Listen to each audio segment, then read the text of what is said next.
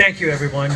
I have to say that almost everything that's been said about anything I did I was just doing my job and helping other people. I mean, that's kind of how it worked. I'm very honored and I'm very grateful for this recognition from the Refuge Association, from the Friends for nominating me, all the partners that supported this refuge and the work we do, the community, and then the volunteers and the staff of the refuge, as well as the leadership that we have. Again, I'm honored and humbled. It's quite a little bit overwhelming because I thought of it this morning when I woke up at like 2 o'clock. And now I know what the fish I hunt feel like. Everyone's looking, I'm looking at them. Now I feel what that fish feels. So this recognition speaks far more to all of you than it does about me. It's not about me. It's about all of us that are here and that support the National Wildlife Refuge System. First off, everything we do comes from the support of the communities, from the friends groups and the volunteers and the staff, from the NGOs and the partners that support us. All of that comes is what the only, frankly, one of the few reasons we are what we are. It is the community support, the larger, wider community that support the refuge system and our conservation mission. So our success is because we stand on your shoulders, the shoulders of your support. Secondly, there's also thousands of civil servants out there who do equal and greater work than what I've done. And I am so grateful and honored to have been a civil servant. And most of all, I have to say that our code of ethics and our ethical principles are they make this country to a great extent what it is, rise above other countries. Our civil service and the standards and ethics we have are par excellence. I also want to recognize the partners we have, the volunteers. So look at the state of Florida, the University of Florida, the private parties, the non-governmental organizations, the Conservation Fund, Dustin Grubich with the Pew Foundation. I'm sure there's other ones I'm not mentioning here, and I apologize, but there are so many entities that support us in what we do and how we do it. Nothing happens without that support.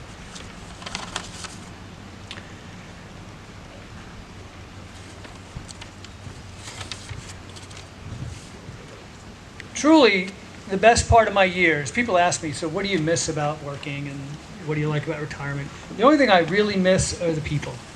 And in the end, that's what you will remember as well if you get to my point. I had the greatest colleagues in the Fish and Wildlife Service and the communities I worked and lived in. From the Florida Keys to Washington, D.C., and then now down here at Lower Swanee and the Cedar Keys. So this all started when I was about 8 or 9. I'm living my childhood dream.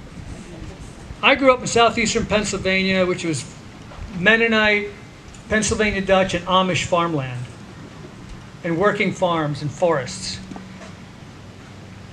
I realized then, as development slowly creeped in and covered that landscape with houses and urbanization, that this is something I wanted to preserve, land and water conservation.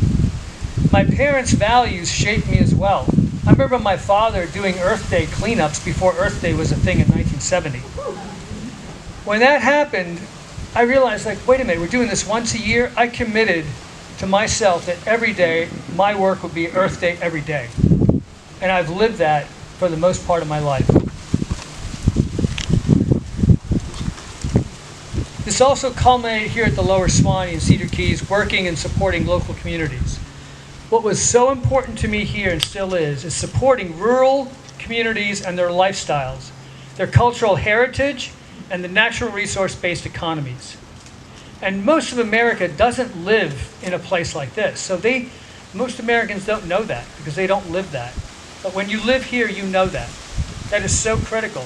And I made it a point of telling people when I talked to them that in part what I could do on behalf of the refuge system and the refuges was to support their cultural heritage, their rural lifestyles, and their natural resource-based economies. I also lived a dream that developed when I was in my 30s, when I was living abroad in the Turks and Caicos Islands. So for 6 years, I was influencing national environmental policy in this small country called the Turks and Caicos. And when I came back, I was like, wait a minute. When I moved back to the States, I was like, wait a minute, I want to do this in the United States. And that dream culminated through dumb luck and just being friendly with me being involved in a small team that assisted President George Bush to establish 305 million acres of marine national monuments in the wider Pacific, American Samoa, including the Marianas Trench, the remote Pacific Islands, and the Papahanaumokuakea Marine National Monument in northwestern Hawaiian Islands. And I remember having those conversations. They were casual conversations. I was like, well, you know, you've got all these really remote refuges that no one knows about, and you could just designate monuments out there and make them your own and claim it as a victory. And that's what happened. It was more or less a casual conversation. I was fortunate to have been involved in that little bit of time.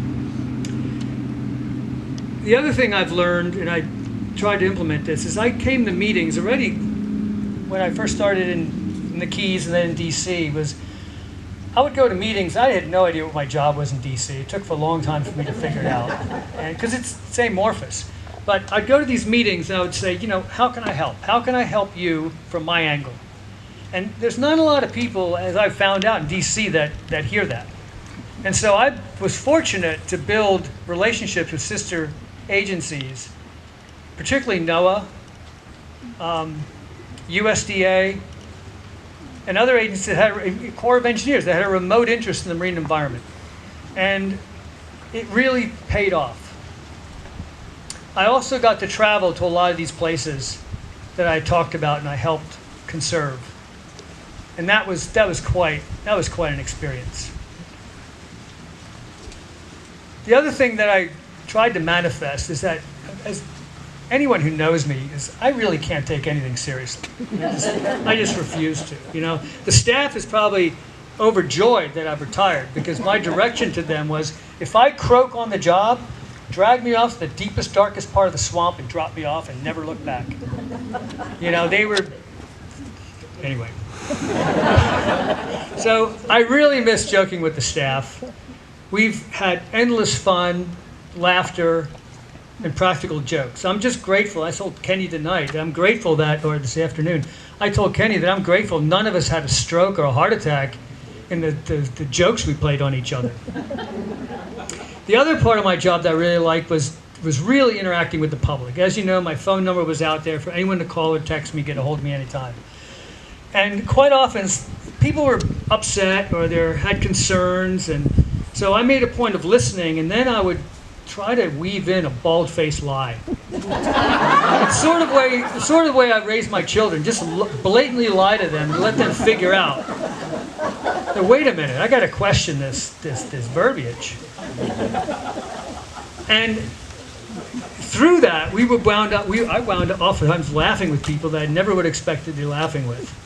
For instance, the little buttons you're wearing, the whole legend of the swamp ape, the resurrected legend. When Larry Woodward left the refuge and was recruited away by Michael, the evil man Lusk, who's somewhere over here, my dear colleague from DC, who is, by the way, the manager of the headwaters of the Lower Swanee at Okefenokee. Larry left and I took over the hunt brochure. Well, one of the first things I did was to insert a line in there that, because I had a conversation with a guy who's convinced there's swamp apes and skunk apes on this refuge. So I inserted a line in there in the official federal publication that there is no taking of swamp or skunk apes. And I can't tell you how many conversations I've had with people over the phone asking me what in God's name that was about. And I have to tell you, I'm keeping my mind open. There's some people out there who claim to have seen them. So, you know, I'm not in denial about it. One of the greatest things, the month before I left, and I think Holly or whoever would remember this, we had a data call, a Freedom of Information Act request, which is a formal gathering of information.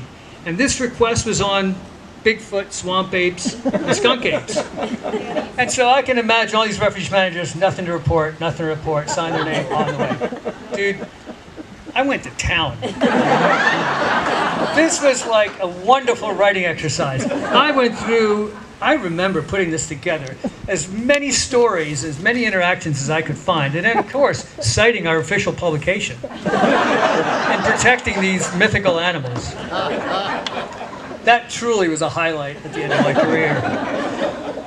So the other thing I was able to do, besides take naps every day, which I religiously do, still do, on the floor of my office, was implementing my 3 rules of government service. So, and I learned this the hard way, because I was the brunt of most of it at some point. So the first one is, be prepared to blame the innocent and shoot the messenger. So if you're bringing a message that people don't like, you better find a way to ameliorate that message and have a way to kind of foist it off so that you're not the only target in the room. The second one was because credit is endlessly divisible, infinitely divisible. And this is the wonderful one, is that you must give and take credit where credit is not due. And you see this all the time, people complimenting other people, and you don't know what they did. It's volunteer others for what you can't or won't do yourself. And that really does work. If you take other people's ideas and embrace them as your own and foster those ideas, as well as making your ideas other people's ideas. And that is also infinitely divisible. You can just go and go and go. Thank you for taking the time to come here this afternoon, and thank you for this honor, which is really more about all of you than it is about me. And I also want to thank Holly for saying that I actually listened. She goes, Beth, I want you to hear that, because apparently I don't listen that well at home. I'm working on that. So thank you all for your conservation values, for your support of the National Wildlife Refuge System, the staff, and the community here where we live, and for all the hard work that all of you do. And again, thank you for the shared laughter.